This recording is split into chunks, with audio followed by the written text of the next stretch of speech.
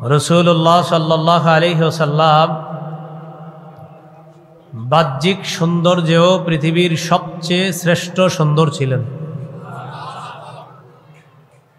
আর আভ্যন্তরীণ সৌন্দর্য কেমন? পুরা কোরআনটা যেমন আল্লাহ রসুলের বাহ্যিক সৌন্দর্যতাই তেমন। আম্মাজান আয়েশা সিদ্দিকা রাদিয়াল্লাহু তাআলা আনহাকে জিজ্ঞাসা করলেন, আখবিরিনি আন খুলুকি রাসূলিল্লাহি সাল্লাল্লাহু আলাইহি ওয়াসাল্লাম,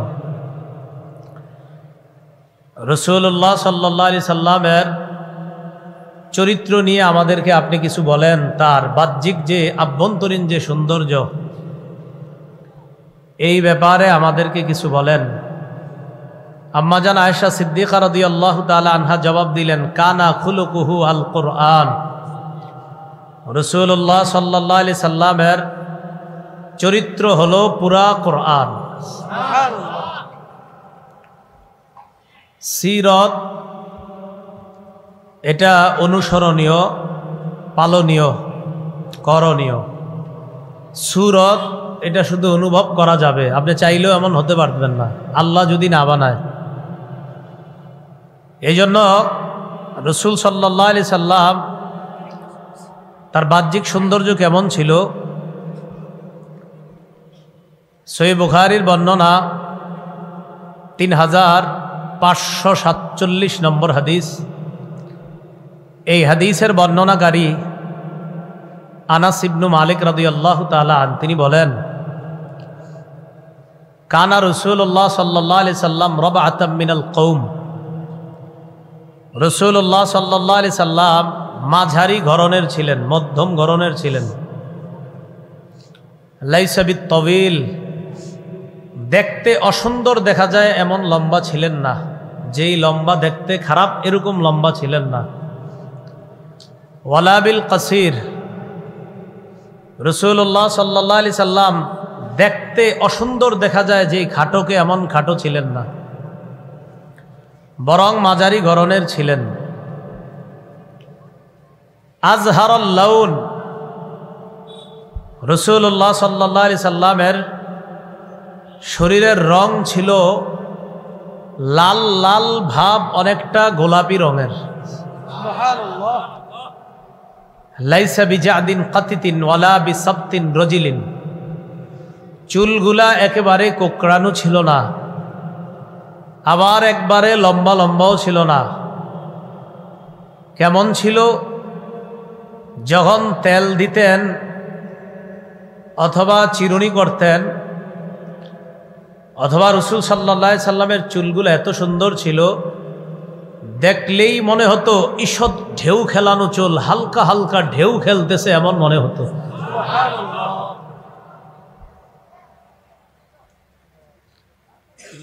লাইসা বি আবিয়াদ আমহাকা, ধবধবে সাদা ছিলেন না।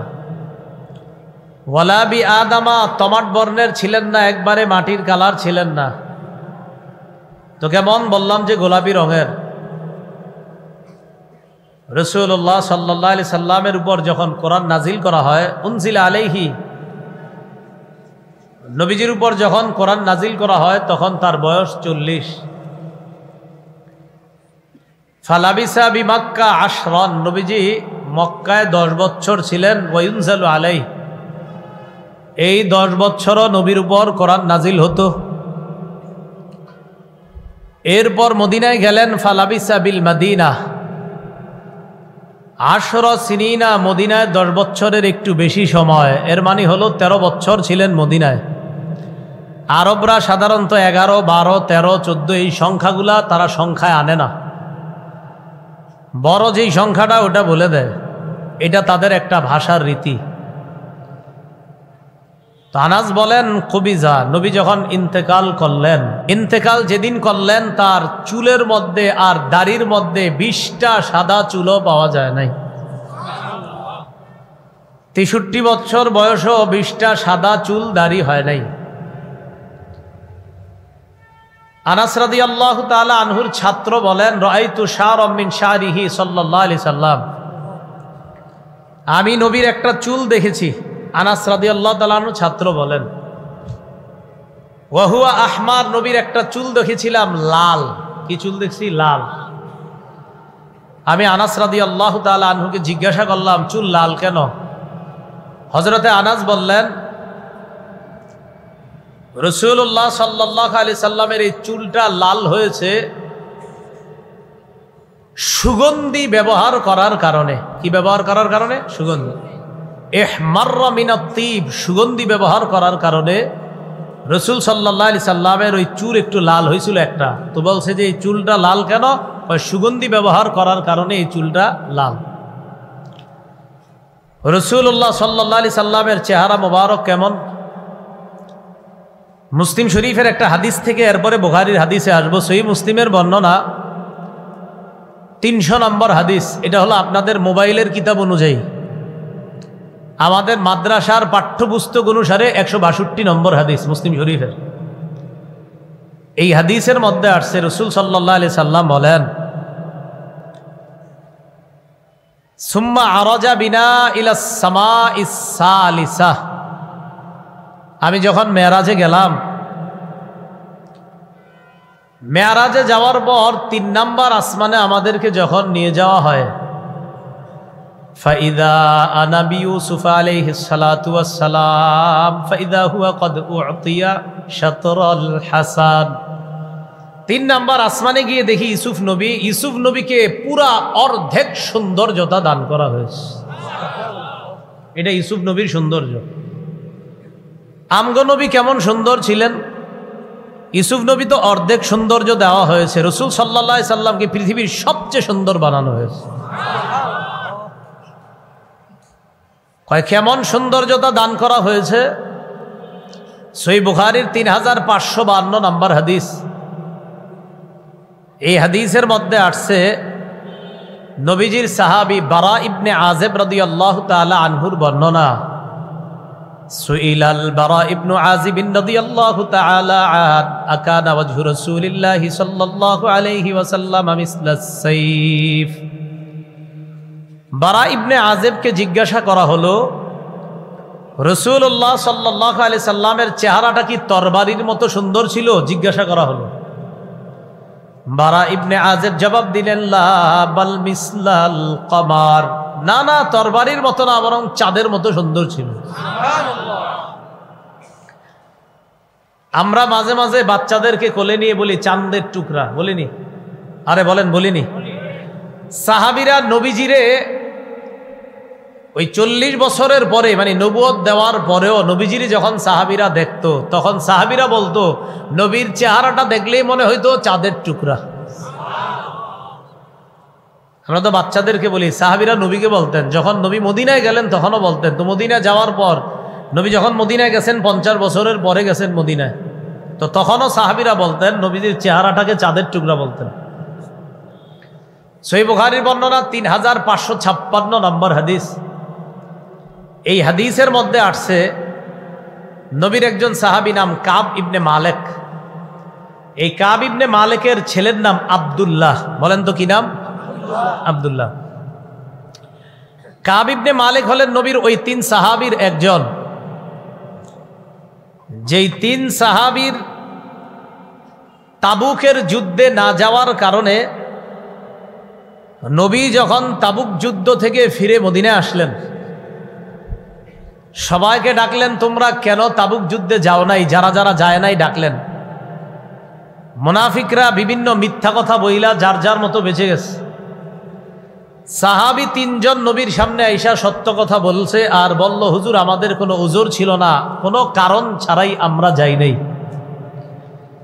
নবী তাদেরকে শাস্তির ব্যবস্থা করলেন, কথা বলা বন্ধ করে দিলেন। সাহাবীদেরকে বললেন, তোমরাও কথা বলবা না। তাদের 3 জনের অবস্থা এই, একজন কয় মসজিদে নামাজ পড়তে যাই, নবী তাকায় না, নবীর দিকে তাকায় থাকি, চেহারাটা বললেও নবী চেহারাটা ঘুরায় নেয়। এই অবস্থা আমাদের জন্য এতটা বিপজ্জনক ছিল, মাটি ফাঁকা হয়ে গেলে মাটির নিচে যাওয়াটা সহজ ছিল, কিন্তু এই অবস্থা সহ্য করা কঠিন ছিল। এত কঠিন অবস্থা। তো মাঝে মাঝে দেখবেন ওস্তাদ যেই ছাত্ররে মায়া করে বেশি, এটারে শাস্তি দেয় বেশি। তো সাহাবীরা যায় নাই। নবীজি, কেন তোমরা যাও নাই কেন? অন্যরা যায় না, মুনাফিক যায় নাই, কিন্তু তোমরা গেলা না কেন? শাস্তি দিস। তারা তিনজন আল্লাহর কাছে একনিষ্ঠ তওবা করে খালি। আল্লাহ পাক রব্বুল আলামিন এক পর্যায়ে আয়াত নাজিল করে দিলেন, লাকাদ তাবাল্লাহ। আল্লাহ পাক রব্বুল আলামিন এই তিনজনের তওবা কবুল করে কোরআনের আয়াত নাজিল করে দিয়েছেন, ওয়া আলাস সালাসাতিল্লাযীনা খুল্লিফু হাত্তা ইযা দাকাত আলাইহিমুল আরদু বিমা রাহুবাত ওয়া দাকাত আলাইহিম আনফুসুহুম ওয়া যান্নু আল্লা মালজাআ মিনাল্লাহি ইল্লা ইলাইহি সুম্মা তাবা আলাইহিম লিয়াতুবু। আল্লাহ পাক রব্বুল আলামিন এই তিনজনের ব্যাপারে আয়াত নাজিল করে বলেন, আমি আল্লাহ তিনজনের তওবা কবুল করে নিই। নবী খুব খুশি, আমার সাহাবীদেরকে আল্লাহ মাফ করে দিয়েছে, খুব খুশি। তো এই তিনজনের একজনের নাম কাব ইবনে মালিক। তিনি রওনা করলেন নবীর দরবারে। কতদিন কথা কয় না, আজকে মন খুইলা নবীর সাথে কথা বলবো, এই নিয়তে রওনা করছে। কাব ইবনে মালিক বলেন, ফালাম্মা সাল্লামতু আলা রাসূলিল্লাহি সাল্লাল্লাহু আলাইহি ওয়াসাল্লাম ওয়া হুয়া ইয়াবরুকু ওয়াজহুহু মিনাস সুরুর। আমি যখন আল্লাহ রসুলকে সালাম দিলাম, নবীর কাছে গিয়ে সালাম দেওয়ার পর দেখি যখন সালাম দিতেছি চেহারাটা খুশিতে ঝলঝল করতেছে। এতদিন রাগ কইরা কথা কয় নাই, আজকে খুশি। কাব ইবনে মালিক বলেন, ওয়া কানা রাসূলুল্লাহি সাল্লাল্লাহু আলাইহি ওয়াসাল্লাম ইযা সুররা ইস্তানারা ওয়াজহুহু কাআন্নাহু কিতআতু কমার। নবী যখন কোনো কারণে আনন্দ হইতেন, নবীর চেহারাটার দিকে আমরা তাকাইতাম। ওই আনন্দের মুহূর্তে নবীর চেহারা মুবারক দেখা মনে হইতো কাআন্নাহু কিতআতু কমার, যেন আকাশের চাঁদের টুকরা। মনে হতো আকাশের চাঁদের টুকরাটা আমাদের সামনে আসে। নবীজিরে দেখলে আমাদের কাছে এমনটা মনে হতো। রাসূল সাল্লাল্লাহু আলাইহি সাল্লামের এই হলো আপনার বাহ্যিক সুরত। সহিহ বুখারীর বর্ণনা 3561 নম্বর হাদিস। এই হাদিসের মধ্যে আসছে, আনাস বলেন নবীর হাত কেমন সুন্দর ছিল। হযরতে আনাস বলেন, মা মাসিস্তু হারিরান ওয়ালা দিবাজা আলিয়ানা মিন কাফি রাসূলিল্লাহি সাল্লাল্লাহু আলাইহি ওয়াসাল্লাম। আমি আমার জীবনে রেশম ধরেছি, পাতলা রেশম। হযরত আনাস বলেন, রেশম যত পাতলা নরম, আল্লাহর রসুলের হাতের চাইতে এত পাতলা রেশমও ধরি নাই। রেশমের চাইতেও রসুলের হাত মুবারক আরো পাতলা, আরো নরম ছিল, তুলতুলে নরম ছিল, এত মিহি ছিল হাত। কিন্তু আবার তরবারি যখন ধরতেন, রসুলের চাইতে শ্রেষ্ঠ মুজাহিদ আর কাউকে মনে হইতো না। এরকম আপনার নরম হাত। তো তরবারি ধরলে তিনি হইতেন পুরা ময়দানের মধ্যে সবচেয়ে বীর পুরুষ, আল্লাহ রসুলকে মনে হইত। ওয়ালা শামিমতু, আনাস বলেন আমি আমার জীবনে কত ঘ্রাণ নিয়েছি। তো তিনি বলেন, ওয়ালা শামিমতু রিহান আও আরফান মিন রিহি আও আরফি রাসূলিল্লাহি সাল্লাল্লাহু আলাইহি ওয়াসাল্লাম। আনাস বলেন আমি আমার জীবনে কত ঘ্রাণ নিলাম, আল্লাহ নবীর শরীরের থেকে যে ঘ্রাণ বের হইতো, এই ঘ্রাণের চাইতে এত সুন্দর ঘ্রাণ আমার নাকে আর কখনো আসে নাই। এটা শরীরের ঘ্রাণ, আলাদা সুগন্ধি না, এমনিই শরীরের ঘ্রাণ ছিল আমার। এই হলো রাসূল সাল্লাল্লাহু আলাইহি সাল্লামের সুরত। সিরত কেমন ছিল? সহিহ বুখারীর 3559 নম্বর হাদিসের বর্ণনা। এই হাদিসের মধ্যে আছে, লাম ইয়াকুন রাসূলুল্লাহ সাল্লাল্লাহু আলাইহি ওয়াসাল্লাম ফাহিশান ওয়ালা মুতাফাহিশা ওয়া কানা ইয়াকুলু ইন্না মিন খিয়ারিকুম আহসানাকুম আখলাকা। লাম ইয়াকুন রাসূলুল্লাহ সাল্লাল্লাহু আলাইহি ওয়াসাল্লাম ফাহিশা, আল্লাহ নবী অশ্লীল ভাষী ছিলেন না। বলেন কি ভাষী? অশ্লীল ভাষী ছিলেন না। ওয়ালা মুতাফাহিশা, অসদাচরণকারী ছিলেন না। নবী অশ্লীল ভাষী ছিলেন না, অসদ আচরণকারী ছিলেন না। আমগো দেশে দুঃখের বিষয়, আমাদের নবীরই নিয়েই দুই দল তৈরি হয়। একদল কোরআন হাদিসের দলিল দিয়ে নবীর শান বাড়ায়, আরেক দল কোরআন হাদিসের দলিল না দিয়ে অমুক আর তমুকের দলিল দিয়ে নবীর ব্যাপারে বলে। যখন দলিলে না পারে তখন আলেমদের নাম নিয়ে নিয়ে গালিগালাজ শুরু করে। অথচ নবী কি ছিলেন না? অশ্লীল ভাষী ছিলেন না, অসৎ আচরণকারী ছিলেন না। এই যে আমি আপনাদের সামনে নবীর বর্ণনাগুলো দিতেছি, একটাও কি বলছি ওমকে বা তমুকে বলেছে, নাকি সব কোরআন হাদিস থেকে আসতেছে? কিন্তু দেখবেন যারা নবীরে অশুদ্ধ মহব্বত করে, কি মহব্বত? হ্যাঁ, আমাদের দেশে একদল আছে শ্রেষ্ঠ ব্যক্তির শানে দুনিয়ার সব অশুদ্ধ কথা বলে। এই অশুদ্ধ কথায় দলিল দেয় ওমকে বলেছে, তমুকে বলেছে। আমরা শ্রেষ্ঠ নবীকে বিশুদ্ধ ভাবে, বিশুদ্ধ শব্দে, বিশুদ্ধ বাক্যে মহব্বত করি, তাই নবীর সম্মান কোরআন হাদিস থেকে বলি। এই জন্য আমরা প্রকৃত আশেকে রাসূল। রাসূলুল্লাহ সাল্লাল্লাহু আলাইহি সাল্লাম তার আচরণ কেমন ছিল দেখেন। আমি এখন আপনাদের সামনে কথা বলতেছি না, কথা বলতেছি না এখন আপনাদের সামনে, আচ্ছা লাগবে না, হ্যাঁ এখন কথা বলতেছি কিনা? আমাদের নবীর কথা বলার, শুধু কথা বলা দেইখা একজন মুসলমান হয়ে গেছে। কিরম কথা ছিল আল্লাহ জানে, শুধু কথা বলছে, কথা শুই না একজন মুসলমান হয়ে গেছে। নবী কোন ভাষায় কথা বলতেন? রসুলের আরবি ভাষা, ব্যাকরণগত আরবি ভাষার উচ্চারণ এত সুন্দর ছিল, একজনে নবীর শুধু আরবি ভাষাটা শুই না চিন্তা করছে একটা মানুষ এত সুন্দরভাবে কিভাবে ব্যাকরণ ঠিক রেখে এত সুন্দর কথা বলতে পারে, শুধু কথা শুই না একজন মুসলমান হয়ে গেছে। মুসলিম শরীফের হাদিস 868 নম্বর হাদিস, আমাদের মাদ্রাসার পাঠ্যপুস্তক অনুসারে। এক ব্যক্তি নাম জিমাদ, বলেন কি নাম? জিমাদ। বিসমিল্লাহির রহমানির রহিম। আল্লাহুম্মা লাকাল হামদু ওয়া লাকাশ শুকর। এক ব্যক্তি জিমাদ, এই জিমাদ আপনার আসছে মক্কায় আসছে। জিমাদ, তো জিমাদ কি করতো? কানা ইয়াস্তারকি, ঝাড়ফুঁক করতো। ঝাড়ফুঁক বুঝেননি? বিসমিল্লাহির রহমানির রহিম এরকম ভু দিত, ঝাড়ফুঁক করতো। জিমাদ মক্কায় আসছে। মক্কায় আসার পর সামিআ মিন সুফাহাই আহলি মক্কাতা ইয়াকুলুনা ইন্না মুহাম্মাদান মাজনুন। নাউজুবিল্লাহ পড়েন। জিমাদ মক্কায় আসছে, আসার পর মক্কার একদল নির্বোধ লোক জিমাদকে বলে, ও জিমাদ, আমাদের এই মক্কায় একজন ব্যক্তি আছে, তার নাম মুহাম্মদ, লোকটা পাগল। তুমি তো ঝাড়ফুঁক করো, এই মুহাম্মদ নামক লোকটাকে যদি দেখো তারে একটু ঝাড়ফুঁক করবা, যেন তার মাথাটা ঠিক হয়ে যায়। এটা জিমাদরে একজন বইলা দিছে, তুমি তো ঝাড়ফুঁক করো, তো এরকম একজন লোক আছে নাম মুহাম্মদ, তার সাথে যদি তোমার দেখা হয় তুমি একটু ঝাড়ফুঁক করো, তিনি যেহেতু ভালো হয়ে যায়। তো জিমাদ কি কয় দেখেন, রজুল, আমার আশা আমি যদি এই লোকটার সাক্ষাৎ পাই,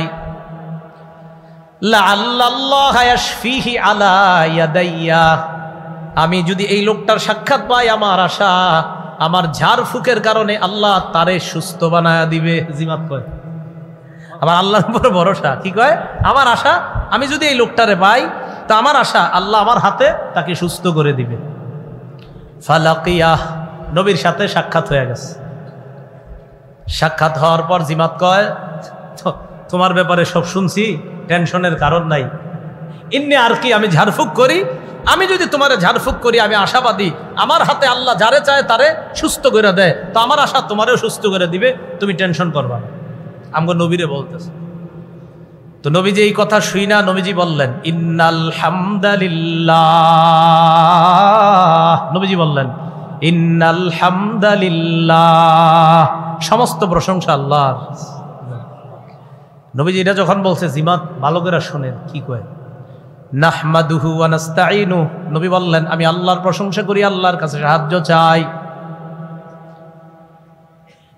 মাইয়াহদিহিল্লাহু ফালা মুদিল্লা লাহু ওয়া মাইয়ুদ্দিলহু ফালা হাদিয়া লাহ। বক্তারা পড়েনি শুরুতে? এটা আমার নবীর শিখানো। সুবহানাল্লাহ। জিমাদের সামনে আল্লাহ নবী বললেন মাইয়াহদিহিল্লাহু ফালা মুদিল্লা লাহ। মুসলিম শরীফের ওই হাদিসে আপনার মাঝখানের গুলো আমার নাই। অনেকে মনে মনে হুজুর এটা তো আমরাও পারি, আপনি মাঝখানে কিছু রাখছেন, যেটি রাখছি এগুলো নাই মুসলিম শরীফে, তাই আমি বলি নাই। একটুকি আছে নাহমাদুহু ওয়া নাস্তাঈনু ওয়া নাস্তাগফিরু, মুসলিম শরীফে নাই, তো নাই আমি কেমনে গুম? এনে নাই এটা। হ্যাঁ, অন্য জায়গায় আছে, কইতে পারেন। শুধু নাহমাদুহু ওয়া নাস্তাঈনু মুসলিম শরীফে আছে, এরপরে আছে মাইয়াহদিহিল্লাহু ফালা মুদিল্লা লাহ। আপনারা দেখেন, খুলে দেখেন, এটাই আছে মাইয়াহদিহিল্লাহু ফালা মুদিল্লা লাহ আল্লাহ যাকে হেদায়েত দেয় তাকে পথভ্রষ্টকারী কেউ নাই। ওয়া মাই ইউদলিলহু ফালা হাদিয়া লা, আল্লাহ যাকে পথভ্রষ্ট করে তাকে হেদায়েত দানকারী কেউ নাই। ওয়া নাশহাদু আল্লা ইলাহা ইল্লাল্লাহ, কোন বর্ণনায় আছে ওয়া আশহাদু আল্লা ইলাহা ইল্লাল্লাহ, আমি সাক্ষ্য দিচ্ছি আল্লাহ ছাড়া কোনো ইলাহ নাই। ওয়া আশহাদু আন্না মুহাম্মাদান আবদুহু ওয়া রাসূলুহু, আমি সাক্ষ্য দিচ্ছি মুহাম্মদ আল্লাহর বান্দা এবং তার শেষ রসুল। কি রসুল? শেষ অনুবাদ করতে গিয়ে আনলাম রে ছাত্র ভাইয়েরা, রসুল আছে শুধু, শেষ। এখন থেকে আমরা এমনি শিখবো। বলেন মুহাম্মদ সাল্লাল্লাহু আলাইহি সাল্লাম, বলেন সবাই। আল্লাহর বান্দা এবং শেষ নবী এবং শেষ রসুল। বাচ্চাদেরকে এমনি শিখাইবেন, কারণ শেষ দিয়ে আমগো দেশে একদল ধোকা দেয় আমগরে শেষ না বললে।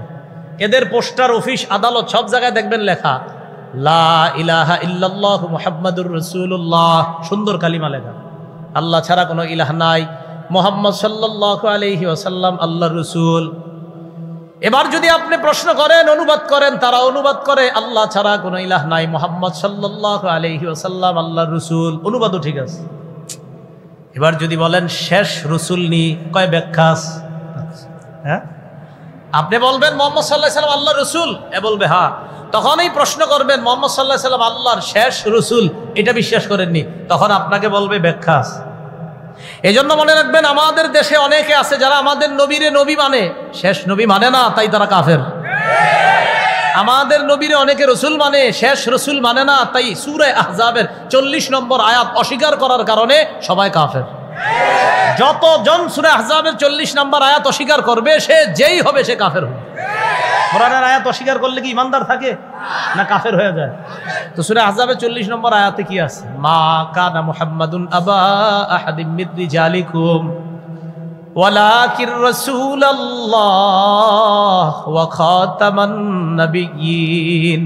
মুহাম্মদ সাল্লাল্লাহু আলাইহি ওয়াসাল্লাম তোমাদের কোনো সাবালক পুরুষের পিতা না, তিনি আল্লাহর রাসূল আর তিনি হলেন শেষ নবী। বলেন কি নবী? এই জায়গাটা জিজ্ঞাসা করবেন, ওই যে কালিমা লেখা রাখে এদেরকে জিজ্ঞাসা করবেন, ভাইয়া এই সূরা আহজাবের 40 নম্বর আয়াত এখানের অনুবাদটা কি? তখন আপনারে বলবে মুহাম্মদ সাল্লাল্লাহু আলাইহি ওয়াসাল্লাম তোমাদের কোনো সাবালক পুরুষের পিতা না, কিন্তু তিনি আল্লাহর রাসূল ও খাতামান নবিয়্যিনের অনুবাদটা আপনাদের করার ক্ষেত্রে এই করবে সেই করবে বলবে না, বলবে এখানে ব্যাখ্যা আছে। ইমাম গাজালি বলেন মুহাম্মদ সাল্লাল্লাহু আলাইহি ওয়াসাল্লামের পরে আর কোনো নবী নাই, সূরা আহজাবের 40 নম্বর আয়াতের ব্যাখ্যার কোনো সুযোগ নাই। কি নাই? ব্যাখ্যার কোনো। তাহলে আমগো নবী শেষ নবী। সহিহ বুখারীর বর্ণনা 3535 নম্বর হাদিস। মনে রাখেন, জিমাদের ঘটনা শেষ হয় না, নবীর সামনে আসছে জিমাদ, ভুলে গেছে। আরে ওই যে জারফুক দিতে আইছে, এইটা রাইখেন, মনে রাখেন, এর থেকে গেছি অন্য জায়গায়। সহিহ বুখারীর 3535 নম্বর হাদিসের বর্ণনা, ক্বালা রাসূলুল্লাহি সাল্লাল্লাহু আলাইহি ওয়াসাল্লাম ইন্না মাসালি ওয়া মাসালাল আমবিয়াই মিন ক্বাবলি কামাসালি রাজুলিন বানা বাইতা ফাআহসানা ওয়া আজমালা ইল্লা মাউদিআ লাবিনা ফি জাওিয়া।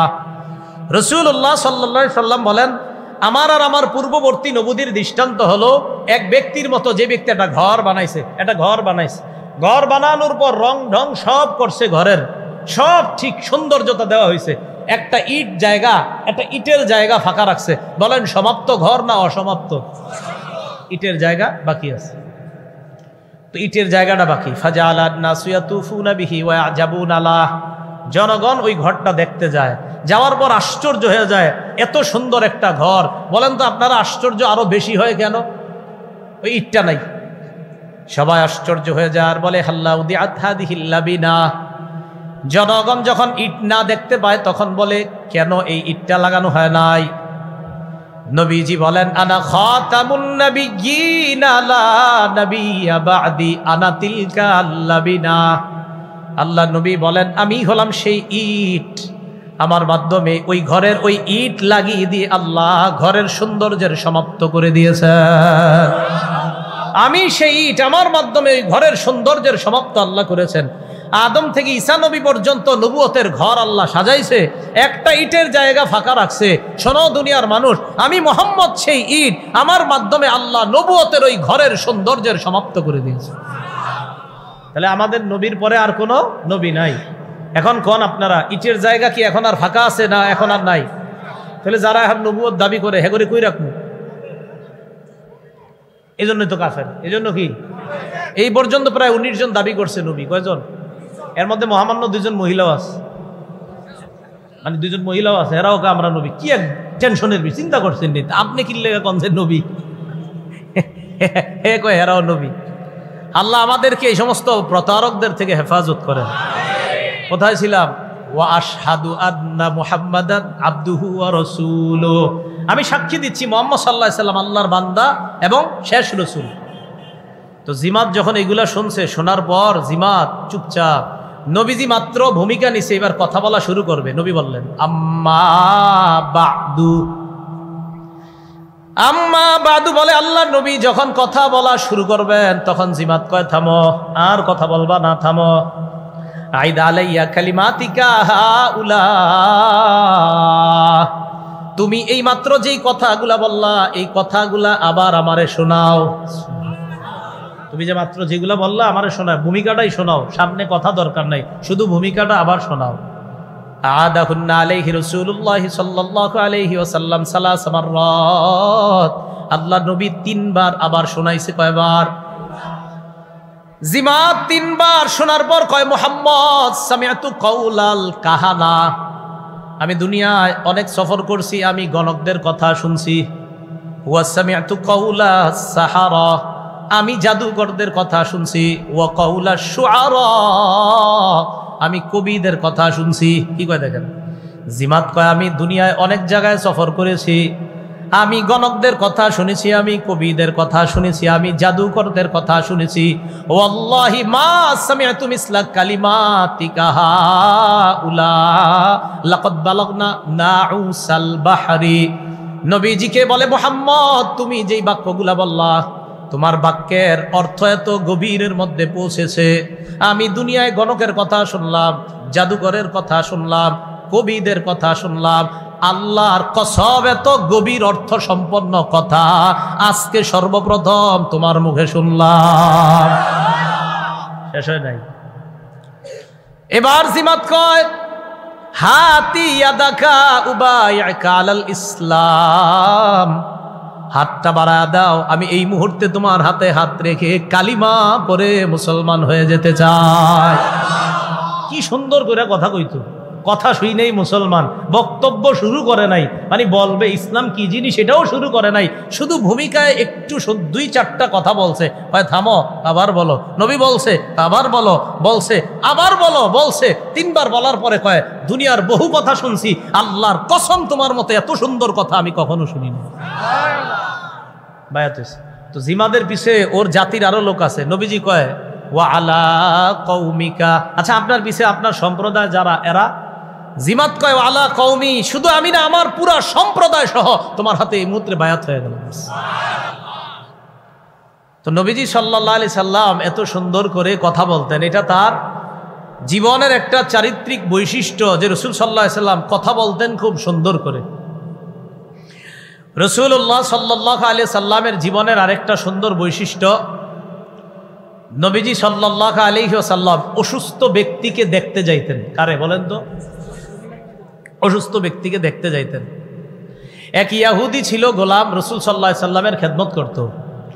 কানা গোলামুন ইয়াহুদিয়্যুন লিরাসূলিল্লাহি সাল্লাল্লাহু আলাইহি ওয়াসাল্লাম ইয়াখদুমু রাসূলুল্লাহি সাল্লাল্লাহু আলাইহি ওয়াসাল্লাম, একটা ইয়াহুদি ছেলে রাসূলুল্লাহ সাল্লাল্লাহু আলাইহি সাল্লামের খেদমত করত। এই ছেলেটাকে হঠাৎ পাওয়া যাচ্ছে না, হারিয়ে গেছে কোথায় যেন। ফামারিদা, রাসূল সংবাদ পাইলেন ছেলেটা অসুস্থ হয়েছে। ফাতাহুন নবী সাল্লাল্লাহু আলাইহি ওয়াসাল্লাম ইয়াউদু, নবী ইহুদি ছেলেটাকে দেখতে আসছে। এই হাদিস দ্বারা বোঝা যায় আপনার প্রতিবেশী যদি অমুসলিম হয়, তারে যদি সেবা শুশ্রূষার মতো কেউ না থাকে, ওই অমুসলিমকে সেবা করার দায়িত্ব আপনি মুসলিম প্রতিবেশীর উপর এসে যায়, কারণ তাকে হাসপাতালে নেওয়ার কেউ নাই। সে অমুসলিম প্রতিবেশী, 7 দিন 8 দিন সে অসুস্থ, আপনি দেখতেছেন তার কেউ আত্মীয় আসে না। হঠাৎ খোঁজ নিলেন, ভাই আপনার কোনো আত্মীয় স্বজন নাই? তো সে বলতেছে না, কেউ আসে নাই। ডাক্তারের কাছে নেওয়ার মতো কেউ নাই? না, কেউ নাই, আসে নাই। মুসলমান প্রতিবেশী আমরা যারা, আমাদের উপর দায়িত্ব হয়ে যায় ওই অমুসলিম প্রতিবেশীকেও ডাক্তার দেখানোর ব্যবস্থা করে, এটা দায়িত্ব আমাদের। রসুল গেলেন ইহুদির কাছে।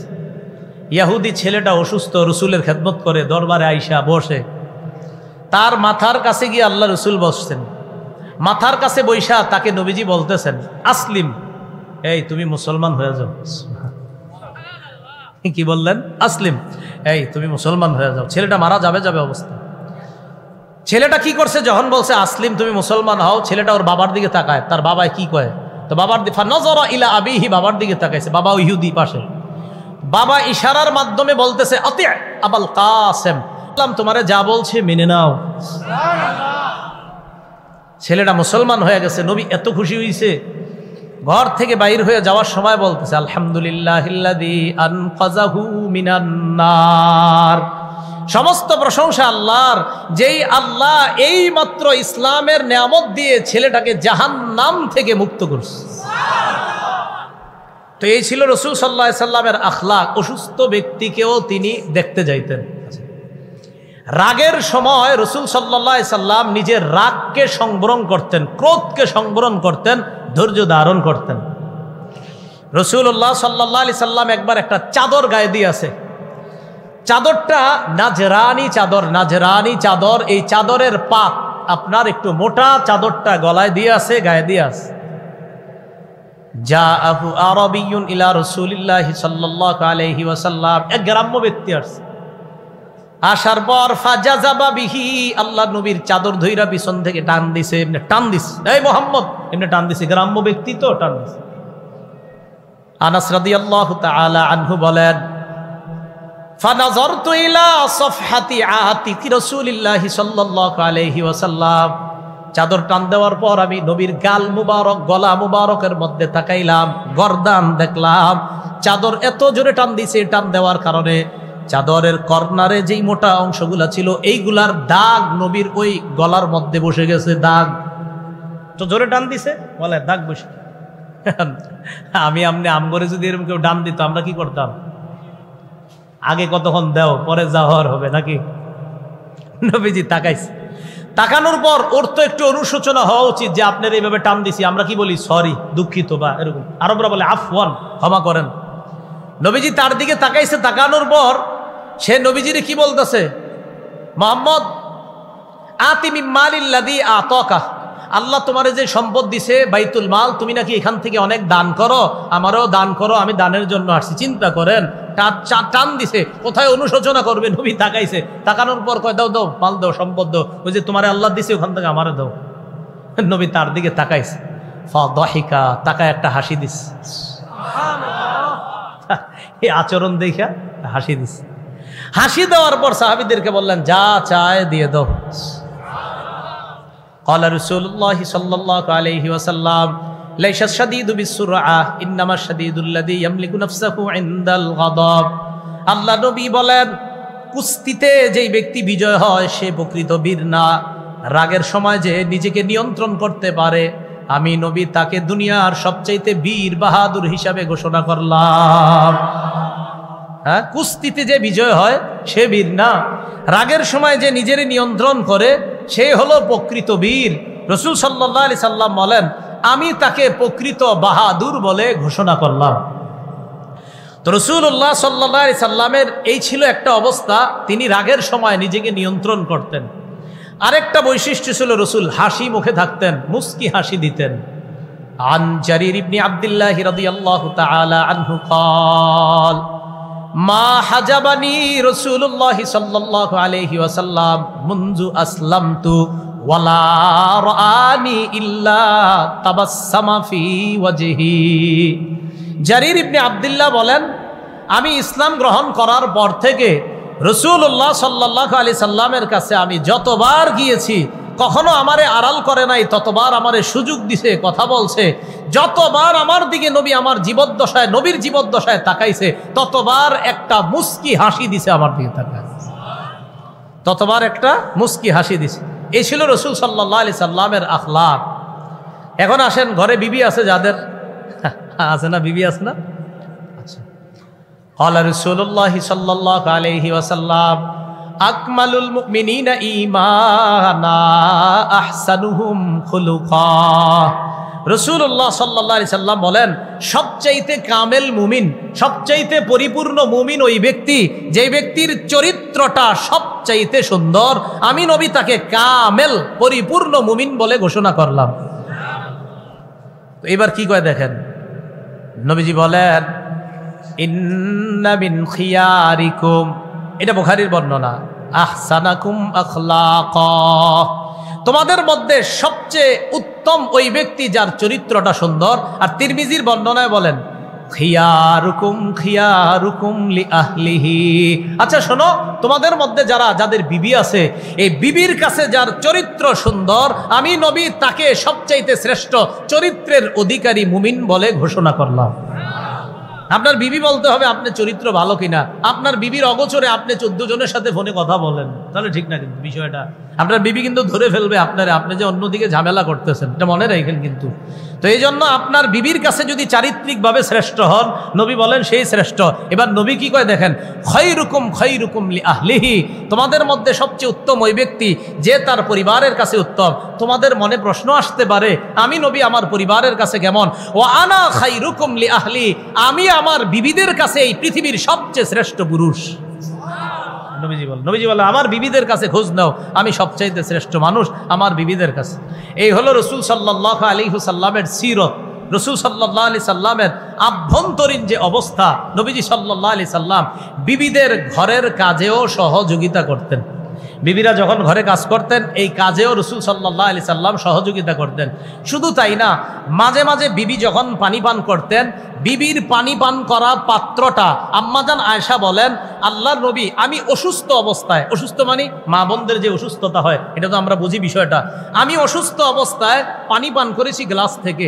এই পানি পান করার পর নবীরে দিয়েছি, আমি ঠিক যেই জায়গায় ঠোঁট লাগিয়ে পানি পান করছি, নবী সেখানে ঠোঁট লাগায়া পানি পান করে আমার প্রতি মহাব্বত প্রকাশ করছে। শুধু তাই না, আমি অসুস্থ অবস্থায় হাড্ডি খাইতাম, এই হাড্ডি গোস্তের হাড্ডি খাওয়ার পর আমি যেখান থেকে খাইতাম এই হাড্ডিটা খেয়ে আবার নবীরে দিতাম। নবীজি ঠিক আমার খাওয়ার অংশের হাড্ডি থেকে আল্লাহ রসুল সেখানে মুখ লাগায়া সেখান থেকে গোস্ত খাইতেন।